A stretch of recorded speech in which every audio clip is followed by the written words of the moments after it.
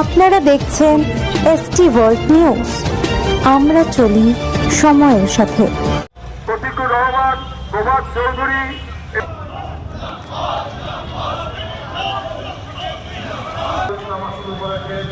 আপনাদের আশীর্বাদ জন্য এলাকায় এলাকায় যাচ্ছেন। আশা করি আপনারা আশীর্বাদ করে আপনাদের আশীর্বাদ দোয়ার জন্য এলাকায় এলাকায় যাচ্ছেন। এই জাগর এলাকায় আপনাদের সামনে দিয়ে পরিচালনা করছেন আপনাদের প্রতীকুর রহমান সিপিএম ক্যান্ডিডেট আসুন। প্রতীকুর রহমান আপনাদের কাছে আশীর্বাদ দেওয়া প্রার্থনা করছেন।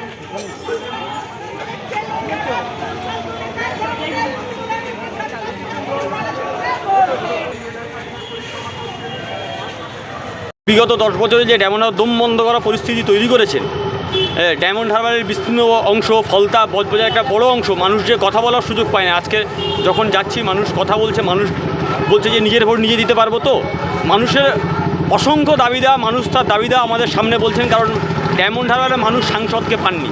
তো ফলে আজকের মানুষ আমাকে সামনে পেয়ে অসংখ্য কথা বলছে, অসংখ্য অভিযোগ করছে। মানুষ আমাদের সঙ্গে জুটছেন, প্রতিদিন মানুষ রাস্তায় জুটছেন। জেতার ব্যাপারে কতটা আশাবাদী? হার জিত তো দেখুন, আমরা যারা রাজনীতি করতে আসি, যারা লাল ঝান্ডায় বিশ্বাস করি, আমাদের ডিকশনারিতে হার বলে কোনো শব্দ নেই। হয় জিতবো নয় শিখবো, লড়াইয়ের শেষে বোঝা যাবে। যদি ফ্রি অ্যান্ড ফেয়ার ইলেকশন হয়, ইভিএম খুললে কে জিতবে কে হারবে বোঝা যাবে। ফ্রি অ্যান্ড ফেয়ার ইলেকশন করে দেখাক, ফলতা, বজবজ, ডায়মন্ড হারবার সহ বিভিন্ন অংশে ভোট করিয়ে দেখাক না, কে জিতবে কে হারবে বোঝা যাবে।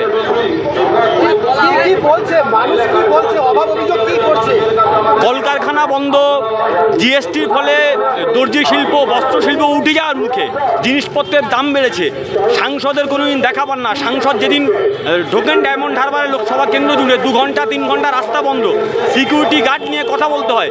অভিষেক ব্যানার্জি বা তৃণমূল কংগ্রেসের বিরুদ্ধে বা তৃণমূলের কোনো নেতার বিরুদ্ধে কেউ কোনো কথা বললে রাত্রেবেলা হয় বাড়িতে পুলিশ যায়, না হলে তৃণমূল গুন্ডা যায়। একটা দম বন্ধ করা পরিস্থিতি, তার বিরুদ্ধে মানুষ মুখ খুলছে। আমি আজকের গ্রামের দিকে ঘুরে এলাম। জ্যোতির্ময় বসুর সময় যে সুতিখাল তৈরি করা হয়েছিল সেচ ব্যবস্থার জন্য, সেই সুতিখালগুলো তৃণমূল কাটমানি নিয়ে দখল করে তার উপরে দালাল কোটা তৈরি করেছে।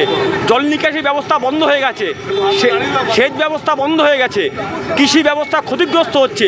এ নিয়ে পার্লামেন্টের সাংসদ একদিনের জন্য প্রশ্ন করেনি। মানুষের মনে ক্ষোভ আছে, মানুষ প্রশ্ন করছে, আমাদের কাছে অভিযোগ জানাচ্ছে।